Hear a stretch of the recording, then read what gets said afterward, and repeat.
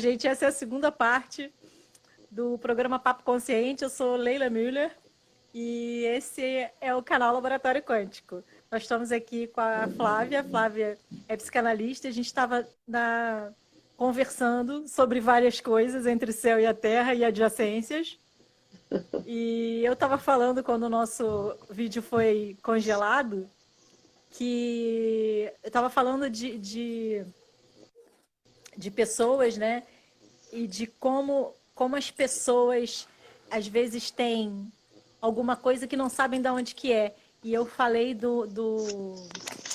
uma amiga, da Carmélia, que tem um bazar beneficente, e ela uma vez me contou de um senhor que entrou pela primeira vez no bazar beneficente Ah, dela. é isso mesmo. E ele era muito grosso, e ele era muito sisudo, né? E ela não entendia o porquê daquele homem grosso daquele jeito. Ah, que homem grosso. Porque a gente não tem noção. A gente não tem noção das pessoas, né? A gente não olha para as pessoas com amor para entender o que elas estão passando, né? Então, o que acontece? A primeira coisa dela, que homem grosso. E aí, ele falou assim, ninguém mexe em nada, ninguém olha nada. E aí, quando ele entrou, ele viu, teve a percepção que todas as coisas do bazar eram muito baratas. E que ele podia comprar, tipo, era 50 centavos, R$ 1, 30 centavos. E ela embrulha tudo bonitinho, sabe? É a coisinha mais linda do mundo. E ele ficou tão contente com aquilo, porque ele viu que ele podia pagar. E ele chamou as crianças e falou, pode escolher o que quiser que eu pago. E aí, no ano seguinte, ele já estava rindo, ele já estava relaxado, ele já estava diferente. Por quê? Ele mesmo criou aquela carapaça para ele, para poder dizer que ele é um malvado. Então, assim, ninguém fala com ele. Porque ele tinha, talvez, vergonha de não poder economicamente ter o que ele gostaria, né? E a gente faz isso todo momento, né? A gente vai criando situações para esconder as outras situações. Então, imagina trabalhar uma coisa para depois chegar na outra, para depois chegar na outra. Então, a gente não para de trabalhar isso nunca, né? Esse autoconhecimento doido, né? Não, não. A análise é para sempre. Isso se houver desejo, né? Enquanto você estiver Sim, vivo, com você certeza. pode fazer análise. Até porque, na medida de que você vai envelhecendo, outras questões vão surgindo, como o próprio envelhecimento, né? E agora, nós fomos, como eu disse já hoje anteriormente, nós fomos invadidos, né, por um intruso que a gente não esperava, não escolheu. E isso, é claro que isso demanda muitos recursos internos para lidar com tudo que é da ordem do impossível, que é da ordem do real. Do real para a psicanálise não é sinônimo de realidade. É alguma coisa que é da ordem do impossível, que você não tem como representar. E por mais que você diga, sempre vai ter alguma coisa para ser dito. Então, eu também suponho que para muitas pessoas a experiência da pandemia ela tá fazendo com que essa experiência atual evoca experiências infantis não trabalhadas, não elaboradas. Então, o desamparo, o abandono surgido com a pandemia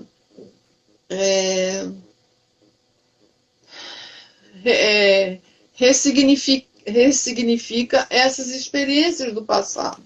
E isso não quer dizer que todo mundo tem recurso interno para dar conta disso.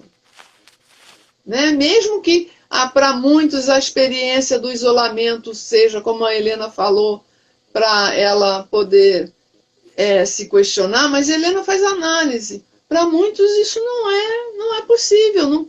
Essas pessoas não têm recurso interno para dar conta desse... É doloroso, né? Pois é, muito desse irrepresentável, desse não simbolizável. E aí, como é que você dá conta disso? Eu também já disse a você hoje que eu só consegui dar conta de criar recursos internos com a análise. Antes disso, eu não consegui. Eu sabia que eu sofria e não tinha conhecimento do que causava aquele sofrimento. Exatamente. Só fui conhecer esse sofrimento, o que que tinha aí, o enigma por trás dessa dor psíquica na análise. E não é todo mundo que quer fazer análise, né? Não é todo mundo que suporta, como é que se diz? Saber a verdade oculta do seu desejo, de saber o que tem ali por trás dessa dor psíquica. Então, acho que a grande questão para mim da pandemia, do isolamento, é exatamente a questão do desamparo, do abandono. E ele, além de ser estrutural, ele é alguma coisa que vai nos acompanhar até o final dos nossos dias, porque ele é inerente ao ser humano. Ele é uma condição do ser humano. Eu acho que isso vai assustar muita gente, eu dizer, inclusive, que a nossa solidão é uma solidão absoluta. A gente que passa pela vida inteira procurando alguém que possa dar conta dessa solidão. No trabalho, na viagem, com o marido, com o namorado, com o amigo, para sair para tomar chopp, sei lá o quê. E não é assim. Mas é primeiro que existe o desejo de você se interrogar a respeito disso. O que tem aí? O que tem aí que eu não suporto estar sozinha, que eu não suporto ficar em casa, que eu tenho sempre que estar namorando, ou então, quando eu estou em casa sozinha, eu tenho que ir para a rua. Por que é tão impossível, difícil para algum estar consigo próprio? Por que você próprio não pode Olha, criar a possibilidade de ser a sua melhor companhia? De não depender do outro então, para ser feliz ou infeliz? eu falo isso o tempo todo. Eu falo que você tem que se bastar. Se você não souber se bastar, então aí você tem realmente uma situação que tem que ser vista. Porque eu até brinco com a Glennis. Você conhece a Glennis? Sim. Que eu falo para ela assim, cara, a coisa mais fantástica da face da Terra, que eu acho, é ir para um barzinho, sentar, pedir um chopp e ficar olhando as pessoas. Porque eu adoro estar comigo, sabe? Eu me acho uma companhia fantástica. Pois é, E às você, vezes né? eu fico sentado olhando as pessoas, eu peço um petisquinho. Antigamente, quando a gente não estava em isolamento, eu fazia isso às quartas-feiras. Às vezes eu estava com uma amiga, mas eu gostava muito de estar sozinha. Então, o que eu fazia? Linda, eu já chegava lá e o garçom já me conhecia, eu pedia uma cerveja, aí pedia um queijinho coalho, eu ficava ali sentado olhando, levava um livro, dava uma lida e percebia as pessoas. E eu acho tão bom isso, sabe? Essa coisa de você estar com você e entender você, se dar o luxo de te conhecer, sabe? Na verdade, eu estava tendo um encontro comigo, né?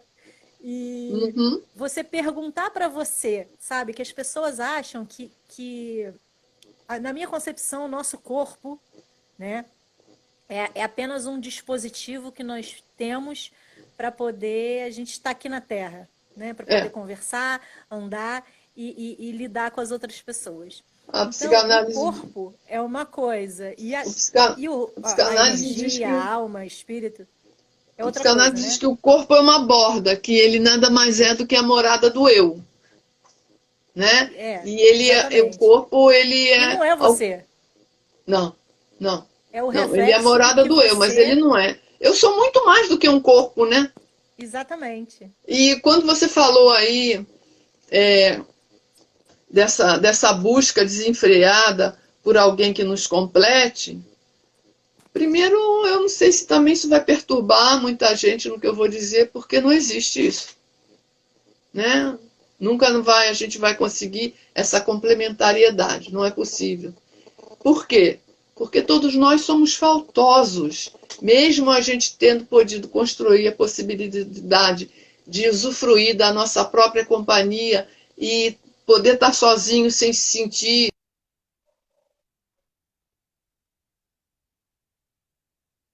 Flávia, você sumiu. Flávia, cadê você? completo. Você tá me ouvindo? Eu não tô nem. Eu estou Ah, te agora você ouvindo. voltou. Ah, mas eu não estava te ouvindo, desculpa. A incompletude Porque é eu não tô te alguma vendo. coisa. Hã? Eu já Voltou a me não tô te ouvir? vendo. Não tá? Tô te ouvindo agora. Tô ouvindo. É, na realidade, eu acho que uma das grandes questões do ser humano é poder se dar conta da nossa, não só mais absoluta solidão, como da nossa própria incompletude. Nada, nem ninguém vai tamponar isso. E o ser humano passa a vida inteira buscando alguma coisa que tampone isso. Seja na religião, seja no sexo, seja na bebida, seja viajando, comprando roupa, comprando muitos carros, com o marido, com o namorado, com a amiga. Não adianta. Você, de alguma forma, tem. Acumulando, acumulando, né? Não, Acumulando criando coisas e recursos, entre aspas, né? Recursos defensivos para aquilo que causa o mal-estar. O mal-estar, meus amigos, faz parte da vida. O mal-estar psíquico faz parte da vida. É inerente Mas à deixa eu te fazer uma condição humana. pergunta. Hã? Eu, olha só, eu como mãe, né? Eu me preocupo com a sanidade posterior da cabeça da minha filha, vamos Aham. dizer assim. E os modelos de criação que eu tenho visto não são interessantes, ao meu ponto de vista. E eu sou uma pessoa assim que eu acredito, assim, é muito difícil criar um ser que saiu de você, mas não é seu. Isso já é muito louco, né? Então, é que tem uma personalidade própria e que por si só já é, né? Então, às vezes é até difícil você entender, porque você quer que a pessoa faça uma coisa, a criança no caso, que não está dentro do ser dela. Então, você acha que parece com você, mas não parece, é outra pessoa, né? É outra Então, pessoa. totalmente diferente. Não, Eu vejo muito isso na minha filha. Ela é muito diferente não, de mim.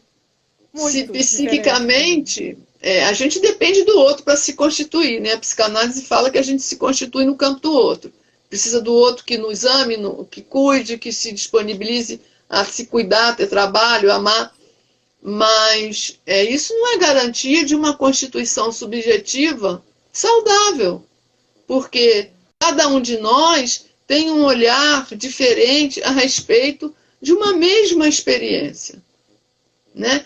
Mesmo aquele que entende, eu sou uma mãe maravilhosa, eu sou um pai maravilhoso, isso não existe, porque você não sabe como que aquela criança, aquele ser que você está ajudando a se constituir psiquicamente através dos cuidados, né, da maternagem, está interpretando aquilo tudo.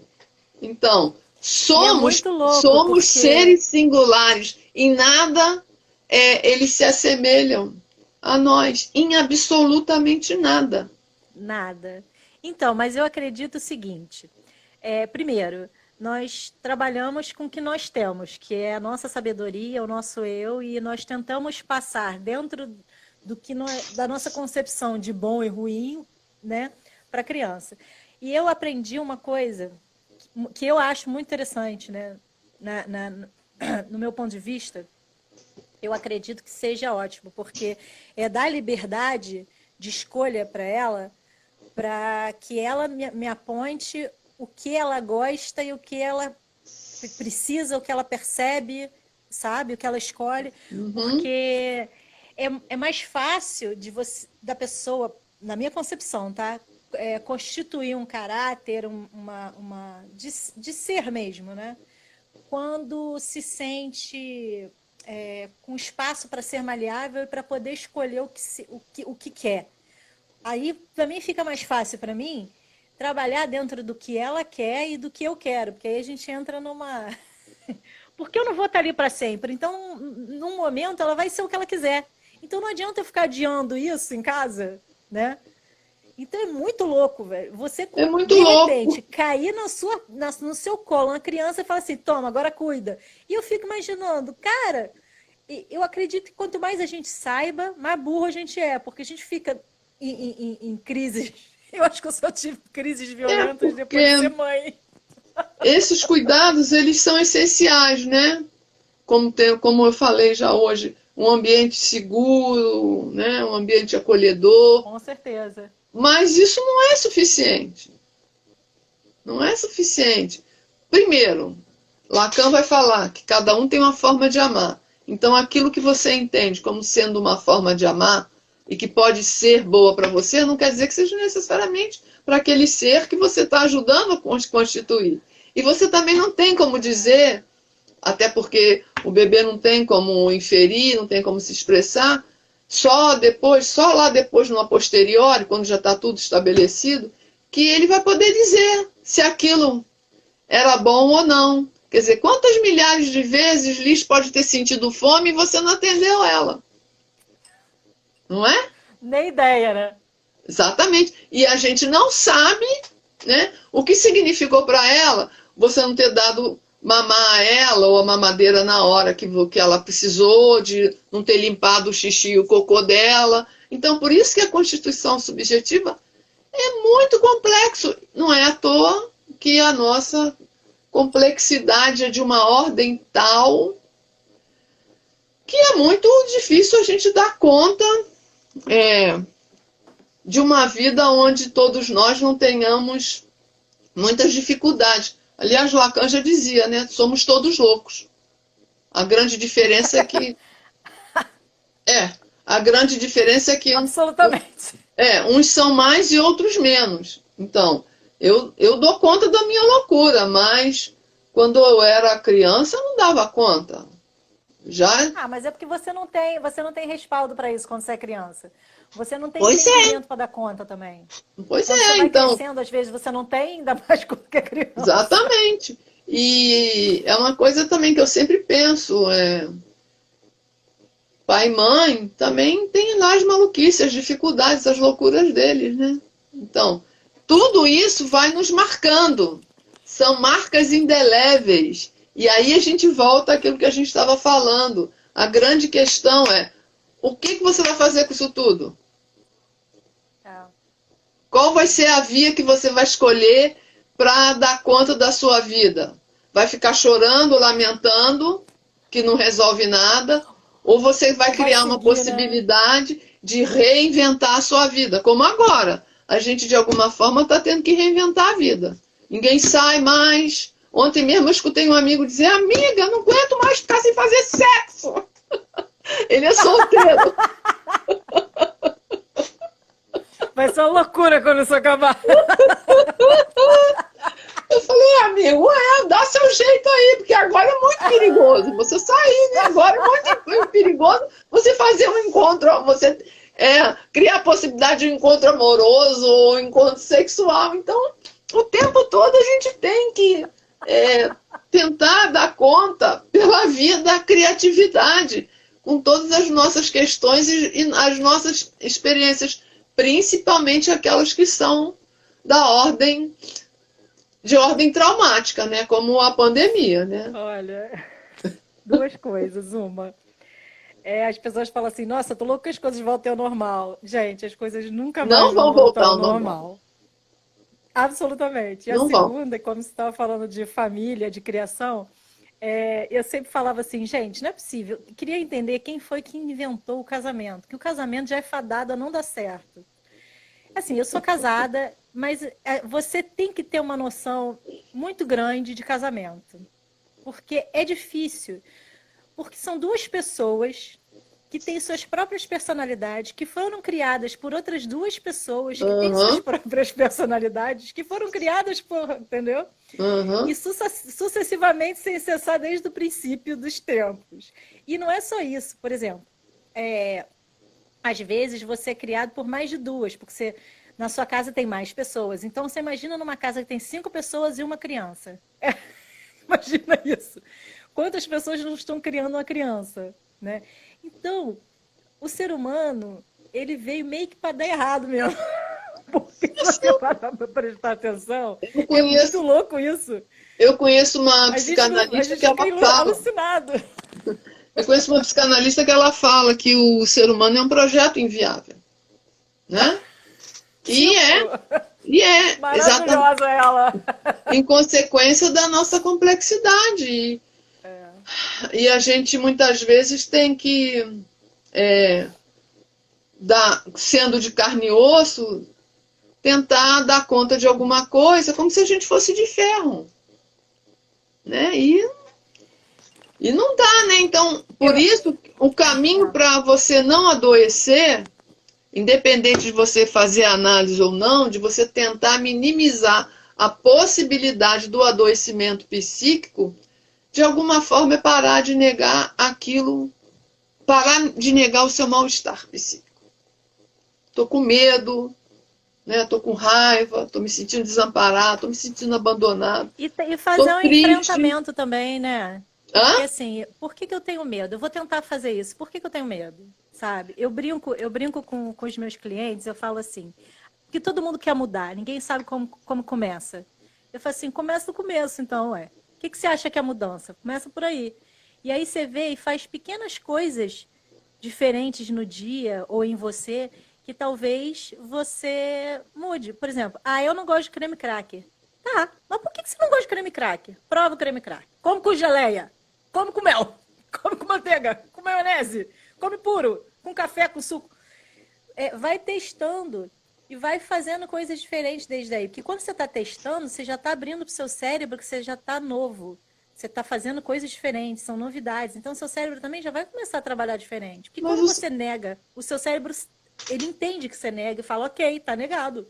Quando você abre possibilidades, você consegue ver novas coisas. Então, mudar, talvez, possa te levar ao começo, ao início daquilo que você não tem a menor noção do que é. Mas que mudar é muito difícil.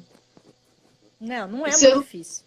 O ser humano tem medo do novo. Ainda Sim, tem uma outra medo, coisa mas aí. não é difícil, é trabalhoso. Não, é para trabalhoso alguns é porque muito você difícil. começa a se ver. Para alguns é muito difícil, porque não quer se ver, não quer se interrogar. Entende? Então, porque às não vezes quer. você tem medo de você também, né? E você tem medo de dar conta para as outras pessoas de quem você realmente é. Não, mas a gente só tem que dar conta pra gente, né? O maior medo é quem sou eu? E o que eu vou fazer com isso? E tem uma outra coisa, assim, que no meu entendimento, assim, a partir... Porque a psicanálise não é só um referencial teórico para mim, é um modo de olhar. É o sintoma analítico, né? Ele é paralisante. Então, ele paralisa você e você não dá conta de poder reinventar a sua vida simplesmente dizendo hoje vou comer creme crack com geleia e não puro como eu sempre comi. Tem alguma coisa que está para além dessa instância consciente. Nem tudo é consciente. Mas é porque a gente não tem a percepção, né? A gente não coloca a nossa consciência em todas as coisas. E quando você é um ser, começa a ter consciência das coisas, você começa a ter consciência de todas as coisas. Então você faz as coisas com consciência. Mas hoje, não é suficiente. Maior tempo. Não, sim, mas isso é um começo. As pessoas nunca têm tempo. Agora que tem tempo, você pode fazer. Por exemplo, você está comendo, prestando atenção no que você está comendo, que aquilo é nutrição para você, que aquilo vai fazer bem. Eu vou comer vitamina C, que vitamina C é bom, aumenta o pH e agora é bom ter o pH. Gente, ó dica, hein? É bom ter o pH alto, porque o vírus deixa de entrar, porque ajuda a aumentar a imunidade. Entendeu? Então, você está fazendo, quando você faz as coisas com consciência, você sente que aquilo é bom para você. E o que é bom para você te faz feliz. Você sentir essa felicidade, a felicidade é louca. Uma vez a Claudinha, que é madrinha da minha filha, não sei quem é. Ela virou e falou assim, quantos por cento... claro que você sabe. Quantos por cento você é feliz? Aí eu virei para ela e falei assim, a gente estava tomando cerveja, ela já estava assim meio doida, eu também. Quantos por cento você é feliz? Eu virei para ela e falei assim, cara, depende. Tem dia que eu não sou, tem dia que eu sou pouco, tem dia que eu sou muito. Uhum. Então, a felicidade, as pessoas acreditam que assim, porque isso é louco. A felicidade tem que estar de dentro para fora. A felicidade não está em nada. Porque a pessoa, não, quando eu tiver, eu vou ser feliz. Não, quando eu fizer, eu vou ser feliz. E as pessoas vão vão se adiando, perdão. Por tanto tempo, e isso é totalmente incoerente, Porque se a felicidade não estiver em você, se você não estiver reverberando isso, você não vai ter felicidade num copo, num carro. Você pode ter 50 Ferraris, que você não vai ser feliz. Você Exatamente. vai ter, mas não vai ser. Entendeu? Pois é. E assim, e também até porque eu acho que essa busca desenfreada e infrutífera da felicidade o tempo todo, ela não existe. Eu acho que quem está buscando Não existe. isso é exatamente aquela porção da humanidade que não pode, de alguma forma, olhar para o mal-estar psíquico.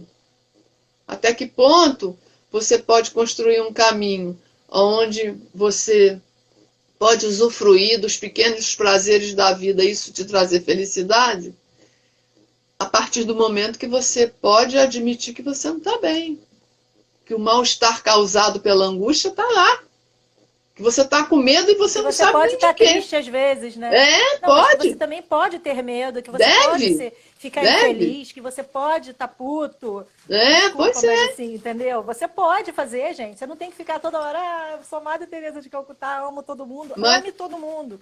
quem, Mas fique puto às vezes, não tem quem, problema. quem está nesse lugar aí, na realidade, está se defendendo, né, da dor. Com certeza. E a dor, ela não advém só do nosso psiquismo, ela advém também do outro. O outro, Freud falava que as três maiores dores são essa das que ocorre da natureza, que a gente não controla, né?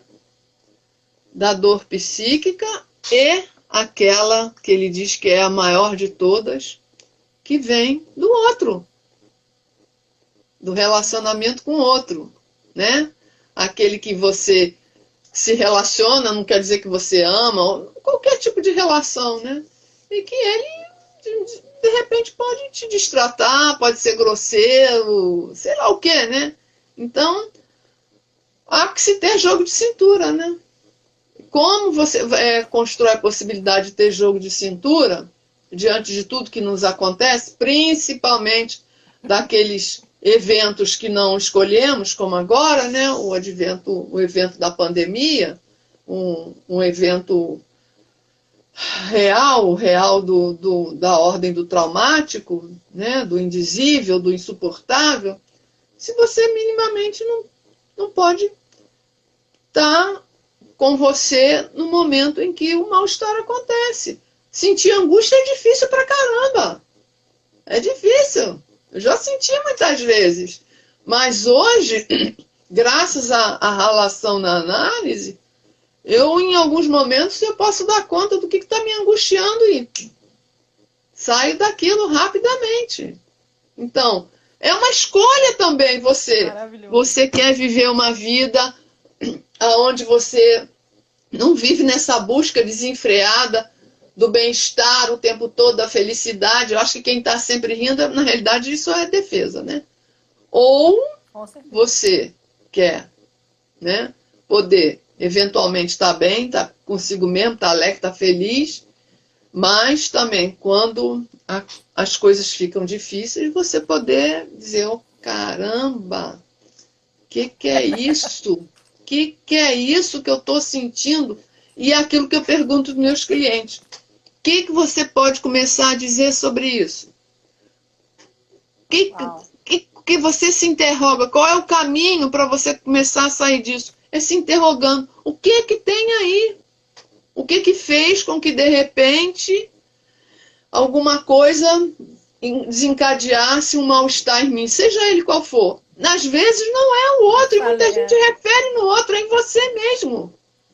Não, eu falei isso ontem com uma amiga minha, que ela está passando agora também por loucuras. Eu brinco que eu estou apagando um monte de incêndio, porque toda hora um me liga. Ai, que desespero. Aí eu brinco também, eu falei, já cortou o cabelo? Já, porque tem coisas malucas que as pessoas estão fazendo em casa que não tem o que fazer, então estou procurando, né? Eu falei, vai ler um livro, vai ver um documentário. Mas é engraçado, porque as pessoas, às vezes, com essa coisa da busca da felicidade, que você pergunta, eu acho tão engraçado isso, o que você quer com seu filho? Eu quero que ele seja feliz. E eu acho isso tão impressionante, porque assim, eu não quero que ele se baixe, eu não quero que ele seja autossuficiente, eu não quero que ele consiga fazer as coisas sozinho, que ele tenha um entendimento, discernimento, não, eu quero que ele seja feliz. Eu acho isso a coisa mais fantástica da face da Terra.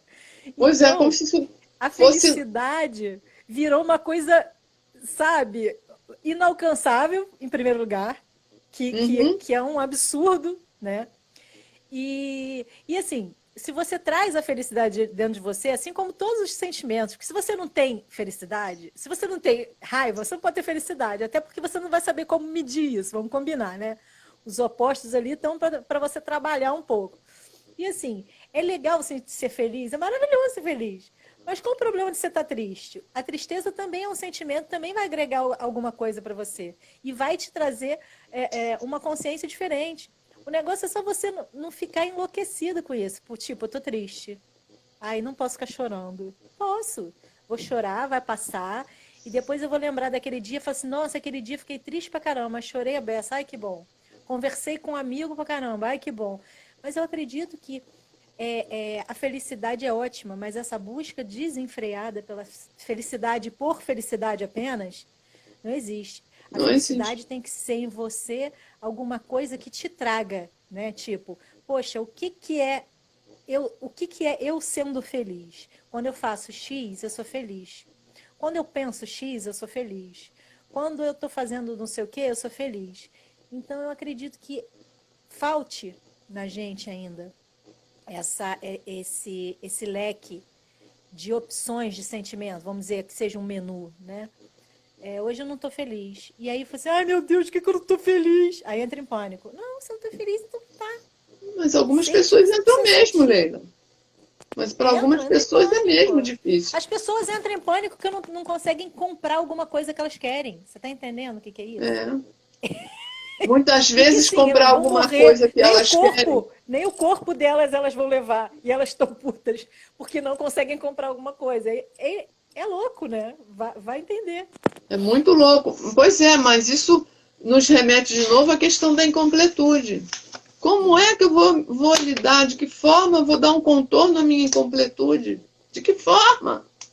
Né? E a gente caminha por aí, por essa via de tentando tamponar a incompletude, comprando, comendo, transando, bebendo, cheirando, namorando e sei lá mais o que. São milhares de possibilidades.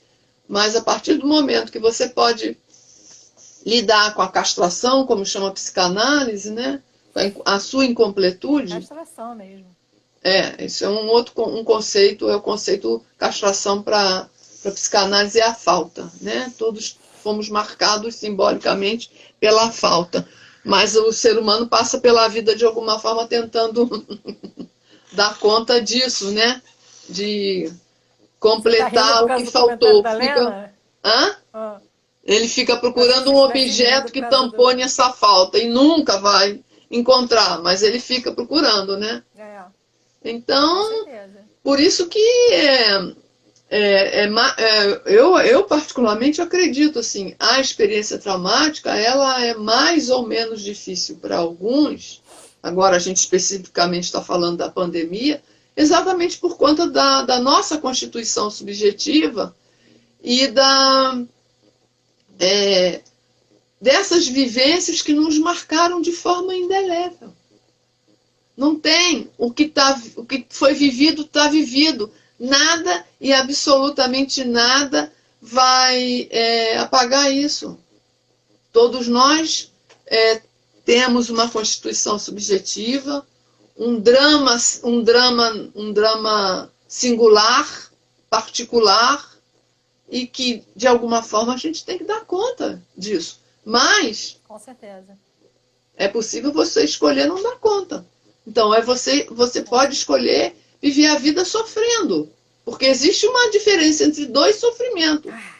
Né? Dor, você não tem Cara. como evitar. Agora, o Aquela. sofrimento você pode Lembra, evitar. lembra do Hard? Ó vida, Ó morte, dia, ó azar. azar. Então, a dor é inerente ao sofrimento, ela é inerente, inclusive, à nossa constituição subjetiva. Eu falei já hoje de como o bebê ele não tem só experiências de prazer, ele tem experiências desprazerosas também. Dor, ali já tá sendo a marca, a experiência já está sendo a experiência sofrida, já está sendo marcada, já está sendo marcado pela dor. Então, não tem como, mas existem pessoas que têm mais dificuldades de poder construir essa possibilidade de criar uma via aonde você possa eventualmente sentir dor por alguma coisa que acontece, né? E não ficar sofrendo com isso. Tem que ser uma via de mão dupla, porque é para você sentir a dor, mas não ficar no sofrimento. Pois Então você poder ir, sentir e voltar. Porque você não precisa mergulhar naquilo de cabeça, né? Pois é, mas a pessoa panca nisso e fica alucinada. A clínica, você vê isso direto na clínica. As pessoas mergulhadas no sofrimento. E com medo de Eu acho sair engraçado disso. porque isso é uma fabricação nossa. Sim, com exemplo. certeza. Porque assim, eu tô sofrendo. Por exemplo, vamos dizer, hipoteticamente. Tô em casa, desempregada, não tenho dinheiro para pagar aluguel, não tenho comida para comer, cortaram minha luz e minha água. Ok. Você vai sofrer? Você vai sofrer. Mas assim, é um sofrimento pontual, porque isso é uma coisa que está acontecendo agora. Então, não adianta você sofrer, você tem que seguir em frente. O que eu posso fazer para? Então, ontem, quando eu estava falando com essa minha amiga, eu virei e falei para ela, você fala assim, o que é isso, né? Primeiro você tem que tentar entender o que é isso que está acontecendo agora, né?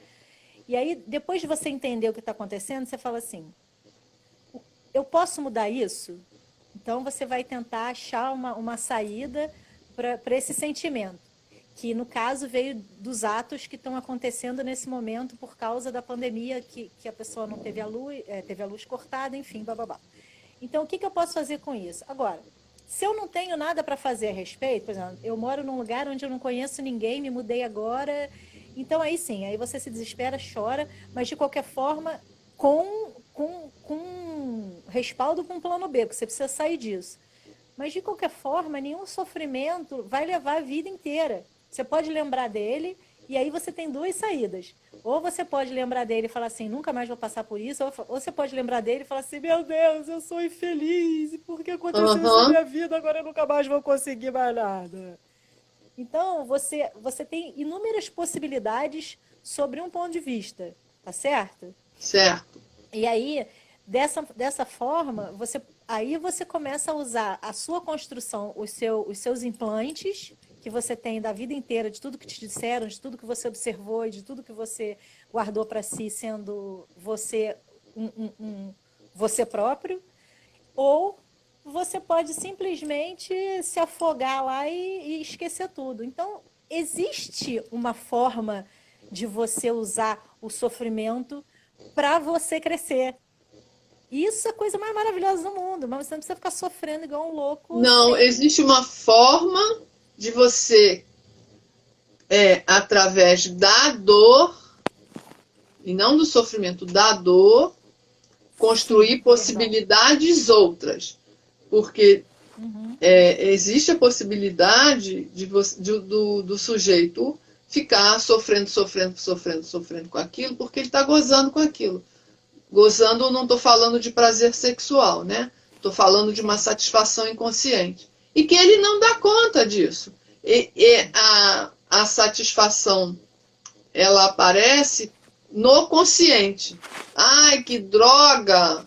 Não tenho dinheiro para comprar o pão, não sei o que lá, blá, blá, blá. Isso tudo aí que você enumerou agora, né? Mas e aí? Né? De novo, o que eu posso fazer a respeito disso? Como é qual o contorno que eu posso dar essa experiência? Mas isso eu estou falando só assim como se fosse uma coisa muito fácil, mas não quer dizer que seja fácil. Para alguns, então é mais difícil mas eu tô ainda. dizendo que tem saída. Tem. Como é assim, eu acredito assim que eu não sei até quando que a gente vai ficar nesse isolamento social, né? Mas assim, eu acredito que existe a possibilidade da gente, enquanto vive essa experiência traumática, a gente ter assim, um olhar em termos de futuro, de experiência, de esperança. É realmente de uma experiência, mas de essa experiência ser alguma coisa que ela vai ser, vai chegar um tempo em que ela vai ser entendida como alguma coisa que passou, né? Acabou, passou, e que existe. A gente nem vai lembrar. Não, a gente vai lembrar. Ela só vai. Não vai lembrar com essa veemência que agora estamos vivendo. Né? Não vai lembrar com um sofrimento. Então, ela vai ser só uma experiência traumática, mas que ela acabou e que hoje ela é só uma prova material daquilo que eu vivi. Exatamente. Mas nem todo mundo pode fazer isso. E não precisa necessariamente ser a gente pensar em termos de pandemia. Entende? Pode ser uma outra qualquer experiência, até uma experiência não tão traumática como essa, como, por exemplo, a perda de uma pessoa que se ama. Né? E eu conheço pessoas que estão lamentando a morte dessa pessoa até hoje, já tem 30 anos. Eu falo isso, sabe o quê? Primeiro que, deixa eu falar, a Lena falou assim, que está vendo concordantes nas duas vertentes. Eu li. Eu vejo isso, Flávia, eu falo assim, existe esse termo, eu acho engraçado, porque a pessoa fala assim, fulano arrasta a corrente. Uhum. E é isso aí, as pessoas sentem necessidade de carregar um peso que às vezes nem é deles, mas eles acham que isso eles têm que fazer. Então, por exemplo, quando alguém... Não estou falando de empatia, não, tá? Porque, assim, você entender o que o outro sente e estar próximo do outro por empatia é uma coisa. Mas tem gente que suga o seu sofrimento para si. Então, a pessoa que você fala assim, oi, você não pode fazer a pergunta, tudo bem? E a pessoa, não, porque eu não sei o que aconteceu, e que dramatiza tudo. Então, essa pessoa que arrasta a corrente é esse tipo de pessoa, mais ou menos, né? Que não consegue, sabe, se libertar e ainda puxa para si as dores do mundo. Então, se acontecer, tipo, saiu de casa, pisou na poça, pronto, acabou.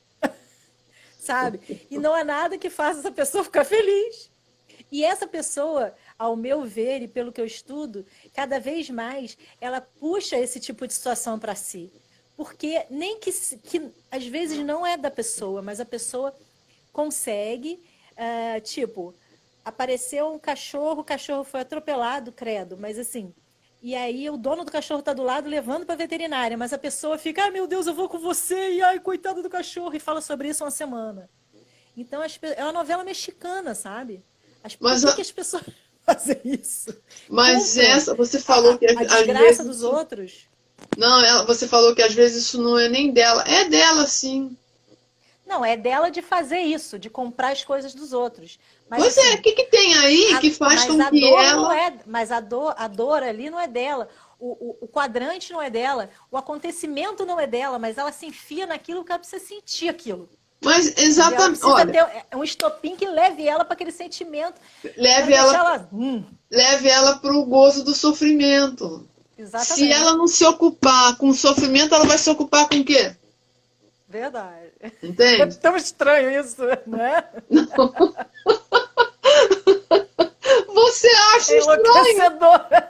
Você acha estranho porque você não está há 30 anos lá na clínica como eu, ouvindo isso tudo. Não, é muito esquisito isso. Não acho não. Você não conhece.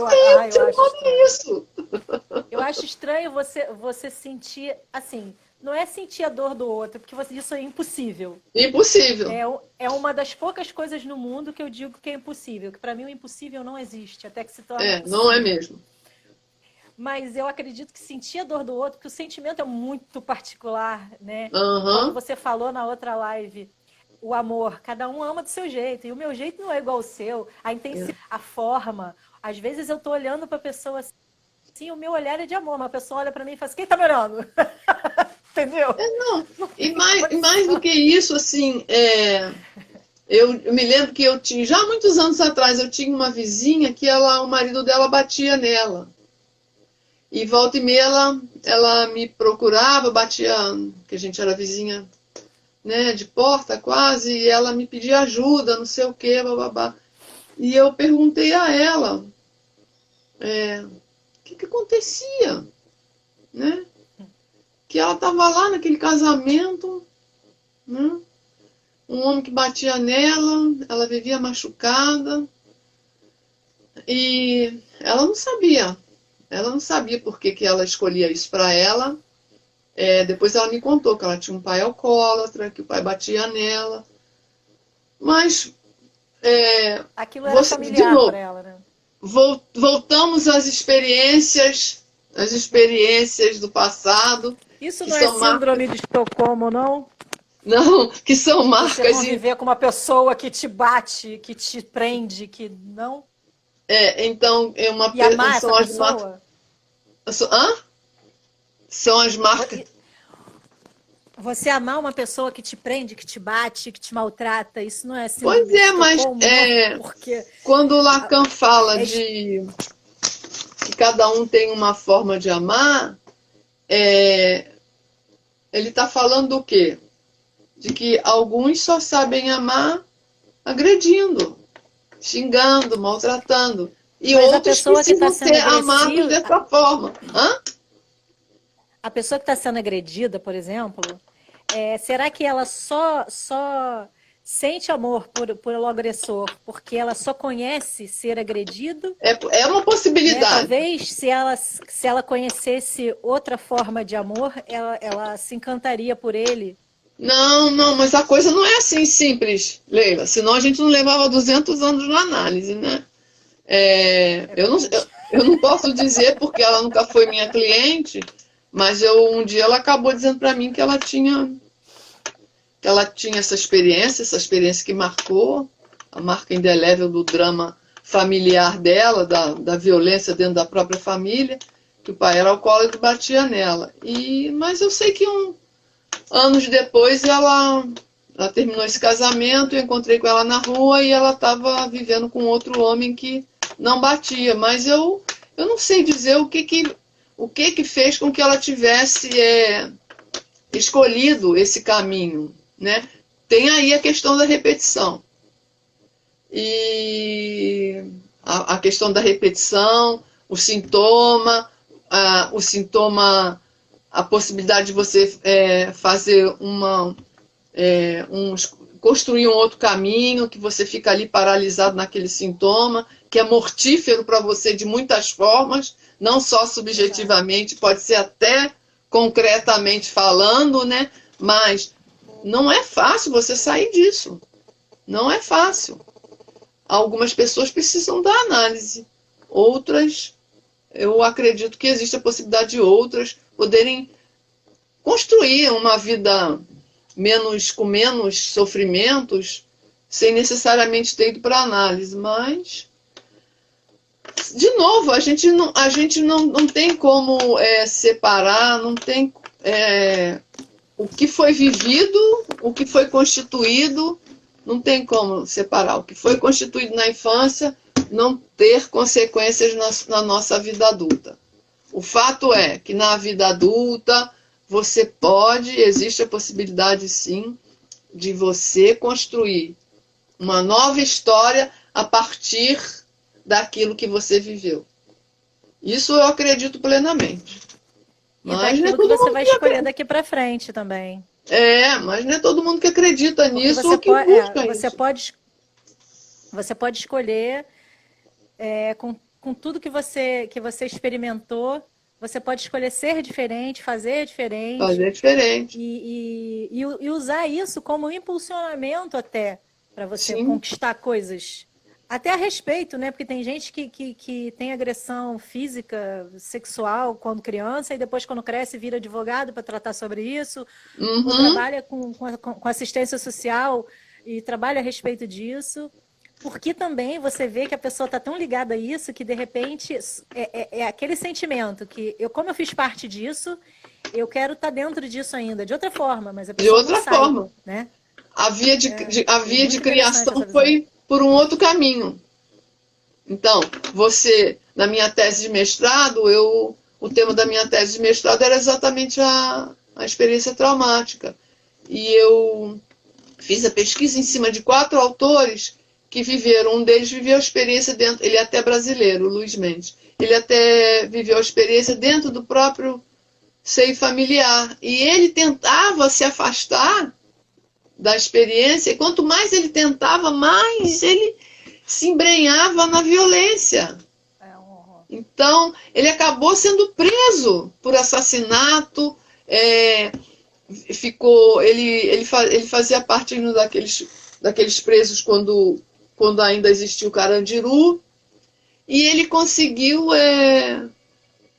com a ajuda de uma pedagoga, começar a escrever relatos sobre essa experiência traumática da vida dele e elaborar a experiência traumática. Quer dizer, você pode elaborar a experiência traumática. Hoje em dia, ele sustenta, o grande sonho dele era sustentar a família dele, porque ele teve mesmo preso, ele depois constituiu família, ele tinha uma esposa e filhos, e o sonho dele era sustentar a família com o trabalho dele. Então, ele foi estudar dentro da cadeia, e hoje em dia ele escreve naquela revista Trip, não sei se você conhece. Então é possível você criar vias de elaboração que necessariamente não sejam pela via da fala. A dele foi pela via da escrita, né? Ele começou a escrever, e conseguiu elaborar isso tudo e se afastar finalmente daquele terror todo que foi a infância e a juventude dele.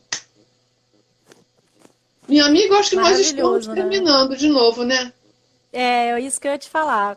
Vamos dar as considerações finais. Eu gostaria de agradecer a todo mundo que esteve aqui, a você, Flávia. Foi tão bom que nós tivemos 2 momentos maravilhosos. E a gente fala pelos cotovelos, vamos combinar. Espero que todos tenham gostado. Eu também espero. Esse programa Papo Consciente, eu faço toda sexta-feira, cada sexta-feira com uma pessoa diferente. Se vocês tiverem, quiserem alguém especial, alguma matéria, algum tema, vocês podem deixar para mim. E agora está acabando mesmo, faltam 26 segundos. Beijo, Flávia. Beijo, Leila, beijo a todos. Eu gostaria de agradecer o convite e dizer a todos, não percam as esperanças. Nunca.